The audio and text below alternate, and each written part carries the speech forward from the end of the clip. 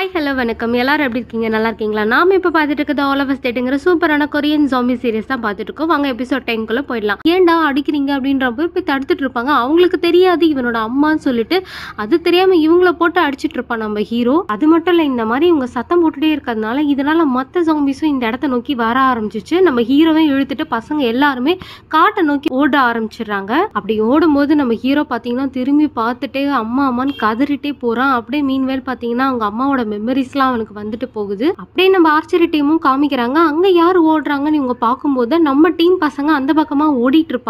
அப்படியே கீழே விழுந்த பொண்ணு பார்த்தீங்கன்னா ஒரு ஜாம்பி கடிக்க வருது. அப்போ பார்த்தீங்கன்னா நம்ம டீம்ல இருந்த அந்த ஆர்ச்சரி கேர்ளோட தம்பி ஒரு பையன் நம்ம காமிச்சிருப்போம் இல்லையா, அவன் ஓடி வந்து தடுக்கிறான் விழுந்து. அப்போ பார்த்தீங்கன்னா திருப்பி அந்த ஜாம்பி கடிக்கலாம்னு நம்ம ஆர்ச்சரி டீம் கூட பார்த்தீங்கன்னா அந்த பொண்ணோட தம்பி அந்த பிங்க் ஸ்வெட்டரும் அவங்களாம் ஜாயின் பண்ணி ஓட ஆரம்பிச்சிருவாங்க. இப்போ நம்ம டீம் பார்த்தீங்கன்னா ஒரு வழியாக காட்டுக்குள்ளே இருக்க ஒரு ஸ்டேடியம்குள்ளே தான் வராங்க. இது இவங்க ஸ்கூலோட ஸ்டேடியம் தான் போல. அப்படி உள்ள வேகமாக வந்ததுமே பார்த்தீங்கன்னா நம்ம கிளாஸ் லீடர் ஏதோ ஃபீல் பண்ணுறா, நம்ம ஏதோ தப்பான இடத்துக்கு வந்திருக்கோம் அப்படின்ற மாதிரி எல்லாரும் அமைதியாக இருங்கன்னு சொல்லிட்டு இருப்போம். ஆல்ரெடி மழை வர பெஞ்சிட்டு இருக்கு இல்லையா, பயங்கர இருட்டா இருக்கும் ஃபுல்லா ஸ்டேடியம்.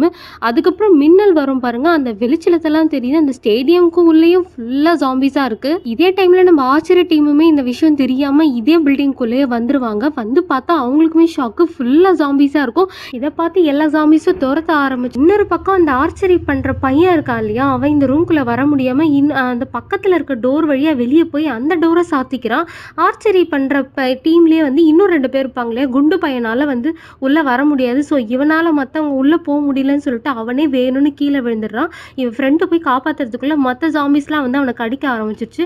அவளை பார்த்தீங்கன்னா உள்ள இழுத்துட்டு வந்துருவாங்க. அவ்வளோ அழுதுட்டே உள்ள வந்துருவா. அந்த பக்கம் அந்த ஆர்ச்சரி பண்ற பையன் இந்த டோர் வழியா போயிட்டான் இல்லையா, அங்க ஜாம்பிஸ்லாம் வரவே அதுங்க கிட்ட இருந்து தப்பிக்கிறதுக்காக அங்கிருந்து ஓடிடுறான். ஸோ இந்த டீம்ல இருந்து அந்த பையன் பிரிஞ்சு போயிடுறான். இப்படி இந்த ரூம்குள்ள வந்ததுமே பார்த்தீங்கன்னா அந்த ஆர்ச்சரி பொண்ணு வந்து பயங்கரமா அழுதுட்டு இருப்பா, ஃப்ரெண்டுக்கு இந்த மாதிரி ஆயிடுச்சு அப்படின்னு.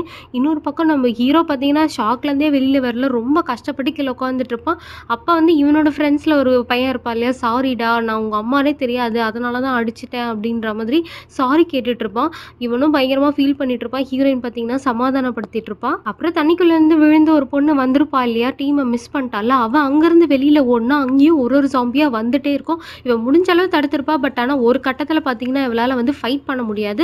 ஜாம்பிஸ் எல்லாம் கடிச்சு அப்புறம் இவளுமே ஜாம்பியா மாதிரி அங்கேயே நடக்க ஆரம்பிச்சிருவா. அப்புறம் நம்ம கேம்பை தான் காமிக்கிறாங்க. நம்ம ஆஃபீஸர் பார்த்தீங்கன்னா லேப்டாப் எடுத்துகிட்டு வந்திருக்காங்க இல்லையா, அந்த சயின்ஸ் டீச்சர் ரெக்கார்ட் பண்ணி வச்ச ஒரு வீடியோவாக கேட்டுட்டு இருப்பாரு. இந்த வைரஸ் வந்து எப்படி இருக்குது, எப்படிலாம் பரவுது, இதுக்கு வந்து நம்ம ஆன்டிபாடி கண்டுபிடிச்சாலும் அதுக்கு தகுந்த மாதிரி இந்த வைரஸ் பார்த்தீங்கன்னா உருமாறி அந்த பாடிக்குள்ளேயே தான் வாழ்ந்துட்டு இருக்கோம், இதை வந்து அழிக்கவே முடியாது அப்படின்ற மாதிரி சொல்லியிருப்பாரு.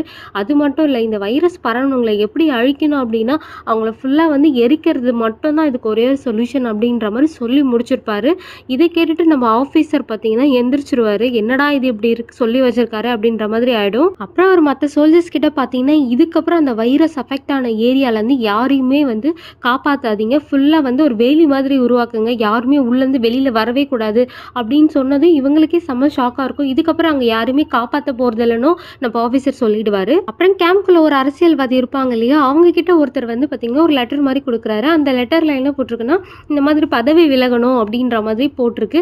ஏன் இந்த மாதிரி என்ன டிசிஷன் எடுக்க சொல்கிறீங்க அப்படின்னு அந்த அம்மா கேட்கவும், ஆமாம் நீ வந்து கண்ட்ரோல் பண்ணுற பகுதியில் தான் வந்து ஃபுல்லாக அஃபெக்ட் ஆகிடுச்சு, இப்போ கவர்மெண்ட் என்ன பண்ண போகிறாங்கன்னா அந்த ஏரியாவே அழிக்க போகிறாங்க. ஸோ இது வந்து உனக்கு கெட்ட பேர், உனக்கு கெட்ட பேர்னா கட்சிக்குமே அது வந்து கெட்ட பேர் தான்.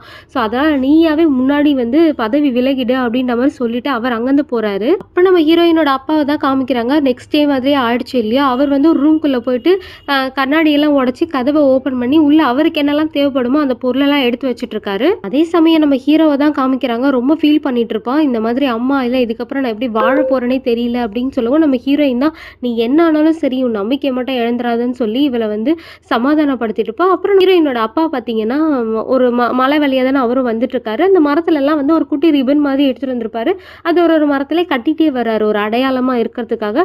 அப்படி ஏறும்போது பார்த்தீங்கன்னா சறுக்கி கீழேயே விழுந்துடுறாரு. பயங்கரமா ஒரு மரத்துல மோதி அடியுமே பட்டுருது அவருக்கு. பட் இருந்தாலுமே ஒரு பொண்ணை பார்க்கணுமே அப்படின்றதால கஷ்டப்பட்டு அவசரப்பட்டு எந்திரிச்சு போறாரு. அப்படி போகும்போது அவரோட டார்ச் லைட்டை பார்த்தீங்கன்னா அங்கேயே மிஸ் பண்ணிடுறாரு. அப்புறம் நம்ம அந்த ஆர்ச்சரி பொண்ணு அவன் தம்பியும் உட்காந்துருப்பாங்க. கூட இன்னொரு பொண்ணு வந்திருப்பா இல்லையா, அவளுமே உட்காந்துட்டு இருப்பா. அப்பதான் அவன் தம்பி கிட்ட பெருமையா சொல்லிட்டு இருக்கான், உங்க அக்கா வேற லெவலா ஃபைட் பண்றா, வர ஜாம்பிஸை எல்லாமே அடிச்சு காலி பண்ணிட்டா, செம்மையா இம்ப்ரெஸ் பண்ணிட்டா அப்படின்னு சொல்லிட்டே இருக்கும்போது பார்த்தீங்கன்னா நம்ம டீம்ல இருந்து இந்த குண்டு பையன் இருப்பான் இல்லையா, அவன் வந்து நின்றுட்டு இருக்கான். நின்றுட்டு இருந்து நான் இத்தனை நாள் சொல்ல நினச்சிட்டு இருந்தேன், இந்த ஸ்கூல்லேயே என்னோட க்ரஷ் வந்து நீங்கள் தான், எனக்கு உங்களை ரொம்ப பிடிக்கும் அப்படின்ற மாதிரிலாம் சொல்லிட்டு இருக்கான். அது மட்டும் இல்லை, நீங்கள் தான் என்னோட ஃபேவரட் அப்படின்ற மாதிரி சொல்லி இந்த சிச்சுவேஷனை விட்டால் நான் எப்போ சொல்லுவேன்னு தெரியல, எனக்கு உங்களை ரொம்ப பிடிச்சிருக்கு அப்படின்னு ப்ரப்போஸ் பண்ணிட்டு இருக்கான். நான் அப்புறமேட்டு இந்த ஆர்ச்சரி பொண்ணு என்ன பண்ணுவேன்னா கையை கொடுப்பா. கையை பிடிச்சி எந்திரிச்சு நின்று அப்புறம் நம்ம பொண்ணு அடிக்க எதுவும் இல்லாமல் அங்கே இருக்க பாலெல்லாம் தூக்கி போட்டு அந்த குண்டை மேலே தூக்கி போட்டுட்ருக்கான். யாக் பார்த்து பார்ப்பான், என்னடா இது பால்லாம் வந்து விழுந்துட்டு இருக்கு அப்படின்னு சொல்லிட்டு. அப்புறம் நம்ம வில்லனை தான் காமிக்கிறாங்க. ஒரு வழியாக அந்த மொட்டை மாடியை ஏறி வந்துட்டான்ப்பா அவன். திரும்பவும் அவனுக்கு உடம்பெல்லாம் சரியாயிடுச்சு. ஆனால் அங்கே யாருமே இல்லை இல்லையா நம்ம பசங்க. ஸோ புரிஞ்சுக்கிறான், யாரோ எல்லாருமே வந்து எங்கேயோ போயிட்டாங்க அப்படிங்கிற மாதிரி. இங்கே யாக்கு இந்த பால்லாம் விழுறதை பார்த்தா அப்போ தான் அவனுக்கு ஒரு ஐடியா வருது. ஏன்னா அந்த பால்லாம் போடுறதுக்கு ஒரு பேஸ்கெட் மாதிரி வந்து வச்சுருப்பாங்க அங்கே. அந்த பேஸ்கெட்ஸ் எல்லாமே கீழே பார்த்தீங்கன்னா வந்து சக்கரம் இருக்குது. ஸோ இதை வச்சு நம்ம ஈஸியாக தள்ளிட்டு இங்கேருந்து எஸ்கேப் ஆகிடலாம் அப்படின்ற மாதிரி ஒரு ஐடியா கொடுக்குறான். அதாவது அந்த ரவுண்டப் பண்ணி இவங்க நடுவில் இருக்க மாதிரி செட்டப் பண்ணிட்டு போயிடலாம் அப்படின்ற மாதிரி இவங்க எல்லாரும் ஒரு ஒரு பேஸ்கெட்டாக சேர்த்து வச்சு கட்ட ஆரம்பிக்கிறாங்க. அப்போ நம்ம திமிர் பிடிச்ச பொண்ணு இருக்கா இல்லையா, அவன் வந்து சொல்லிட்டு இருக்கா, இதெல்லாம் ஒரு ஐடியாவா, இதெல்லாம் வேலைக்கே ஆகாது, இதை தாண்டி வராதுன்னு என்ன நிச்சயம் அப்படின்ற மாதிரி திட்டிகிட்டே இருக்கா. அப்புறம் நம்ம அந்த கண்ணாடி போட்ட பையன் இருப்பான் இல்லையா, அவன் உனக்கு சும்மாவே இருக்க முடியாதா, ஏதாவது குறை சொல்லிட்டே இருப்பியா அப்படின்னு சொல்லிட்டு சண்டைக்கு போகிறான். அதுக்கப்புறம் இவ்வளோ சும்மா இல்லை, இவ தான் பயங்கர வாயாடியாச்சு, இவ்வளோ பயங்கரமாக சண்டை போட 2 பேரும் சண்டை போட்டுட்டு இருக்காங்க. அப்புறம் நம்ம யாக்கு தான் வந்து பார்த்தீங்கன்னா, இந்த சிச்சுவேஷன் வந்து நீங்கள் சண்டை போடுற சிச்சுவேஷன் கிடையாது, கொஞ்சம் அமைதியாக இருங்க, நம்ம இங்கேருந்து தப்பிக்கிறதுக்குமான வழியை மட்டும் பார்ப்போம் அப்படின்ற மாதிரி அவங்க 2 பேரையும் சமாதானப்படுத்துகிறான். இதை பார்த்து நம்ம கிளாஸ் லீடர் என்ன பண்ணுறான்னா ஒரு ஐடியா, சரி இந்த பிளானுக்கு யாருக்கெல்லாம் ஓகே யாருக்கெல்லாம் ஓகே இல்லை, ஓட்டிங் எடுத்துடலாம், அதுபடியே போகலாம் அப்படின்னு சொல்கிறா. ஆனால் பார்த்தீங்கன்னா இந்த 3 பேர் தான் கை தூக்குவாங்க. ஸோ இந்த பிளானுக்கு நிறைய பேர் ஓகே சொல்கிறதுனால அகைன் இதை வந்து இந்த ரவுண்டாக சேர்த்து கட்டுற வேலையை பசங்க ஆரம்பிச்சிருவாங்க. இங்கே ஆர்மி கேம்பில் எல்லாத்தையும் ரிசர்ச் பண்ணிவிட்டு அந்த டாக்டர்ஸ்லாம் என்ன சொல்கிறாங்க அப்படின்னா, இந்த வைரஸ் ஒருத்தரோட உடம்புக்குள்ளே போயிடுச்சு அப்படின்னா அவங்கள முழுசாக ஆக்கிரமிப்பு பண்ணிடுச்சுன்னா அவங்கள ஈஸியாக கொல்லலாம். ஏன்னா அவங்க இறந்துட்டாங்க, ஏன்னா அதை எதிர்த்து அவங்களோட உடம்பு போராடலை. பட் ஆனால் இந்த 2வது வகை இருக்காங்கல்ல, இவங்களுக்கு என்ன பண்ணுறதுனே தெரியல, அவங்களோட ஆன்டிபாடி பார்த்திங்கன்னா இந்த வைரஸ் எதிர்த்து போராடிட்டு இருக்கு. அதனால் அவங்க நார்மலாகவும் இருக்காங்க, சுயநினைவோடு இருக்காங்க, அதே சமயம் அந்த ஜாம்பியாகவும் இருக்காங்க. இவங்க எப்போ எந்த மாதிரி மாறுவாங்க நம்மளால் எதுவுமே சொல்ல முடியாது அப்படின்னு சொன்னதுமே இவர் வந்து பயங்கரமாக டென்ஷன் ஆயிடுறாரு. ஏன்னா இப்படி நார்மலாக வந்து அவங்கள கொல்லவே முடியாது இல்லையா, இப்போ அவங்க ஃபுல்லாக மாறிட்டாங்கன்னா அந்த கொன்னுடலாம் அவங்கள, அந்த வைரஸ் அவங்க உடம்போடையும் போயிடும்.